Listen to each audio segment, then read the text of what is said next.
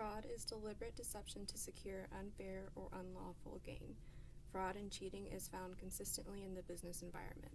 On a global scale, businesses can lose approximately $3.7 trillion due to fraud. The effects to a company are not only monetary, it affects their reputation, the employee morale, and customer loyalty. This is the topic discussed in Chapter 3 of The Funny Side of Management. The chapter focuses on the unethical behavior of individuals within a business that lead to fraud, which has a negative impact on the company and the consumers. The amount of fraud that happens within a business is so prevalent, it has become a common practice. This is a continuous problem that has been around since the beginning of business transactions. Even though it is a common problem, and many people are aware of this, it has not been resolved. Government and trade bodies have tried to limit this, however, they have not been able to produce the best results. There is a limit to which the government can curb these unethical activities. Fraud and cheating happens because there's a lack of checks and balances. Greed plays a major role in the dysfunctional system. Individuals become concerned with their own objectives that they forget their social objectives.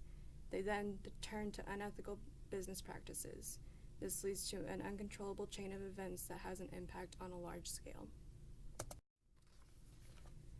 Fraud and cheating is often committed when ideas are copied or stolen, when costs of the projects are inflated, when incentives from the government are taken because of falsified information, or a combination of all of the above.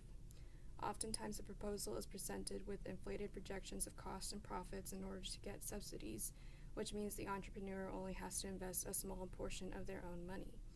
The book gives an example of a fake entrepreneur wanting 50% subsidy taken off towards their project proposal presentation. He plans with a consultant to give half of the amount that is subsidized off of the proposal preparation. The entrepreneur gets a receipt from the consultant for the consulting fee, even though there was no real work or payment originally made. Basically, a business finds fraudulent people to provide financial evidence so they are able to get more money from the government. This means taxpayers are robbed. Let's look at an example that we're probably all familiar with. Facebook. The original idea of Facebook was taken by Mark Zuckerberg and altered. He, in fact, took an idea brought to him by two brothers he went to college with. He claimed that his idea was different, however, the concept was stolen.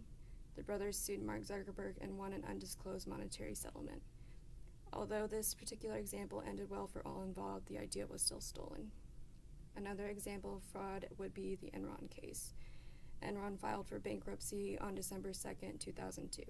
The company had falsified documents through an accounting company that inflated its profits in the report. The same accounting company not only was responsible for auditing, but also for reporting. Conflict of interest issues had been brought up, but the accounting firm stood strong, stating that there was no conflict of interest. Enron officials, knowing that their company was sick, went to the high officials in Washington, D.C. Enron had strong ties to legislators, senators, and even the president. As a matter of fact, 2/3 of the Senate had taken cash from Enron during their careers. Pension funds of the workers were largely invested in Enron shares. Although the shares were said to be worth a high dollar amount, in fact, they were near worthless. In the Enron case, the auditors were the crooks that were hired in order to produce results regardless of the methods adopted. Because of fraud and cheating, many businesses are overfinanced and as a result enter the verge of closure.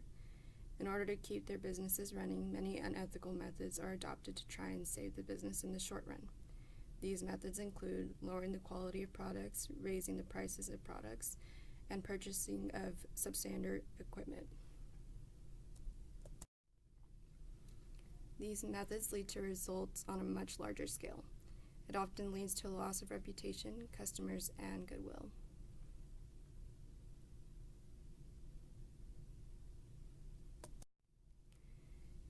Many companies sometimes resort to suitcase cultures to fulfill a desired mission. This is when high-denomination currency notes are gifted to people who make big decisions in order to lubricate decisions in some cases. Suitcase culture isn't anything new. We often hear the word lobbyists used in government. These lobbyists give large sums of money to our government officials. Again, using the Enron case, we see that over 2/3 of the Senate had taken cash from Enron. Enron, while attempting to find a solution, approached many of the officials they had given money to for help. Enron expected these officials square pegs into round holes. They expected these officials to help them resolve the issue they were aware of in Enron. Although the government has been trying to curb holistic cheating, there must be a system of checks and balances. Accounting firms should avoid conflict of interest, as in the Enron case.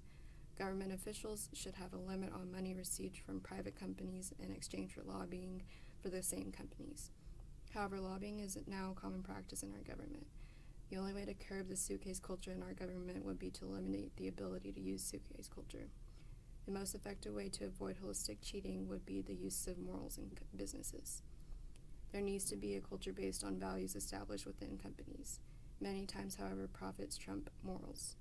So what is the bottom line? Is it profits and immorality? Must they go hand in hand? Good businesses, profitable businesses, successful businesses have one thing in common. Moral businesses use these practices.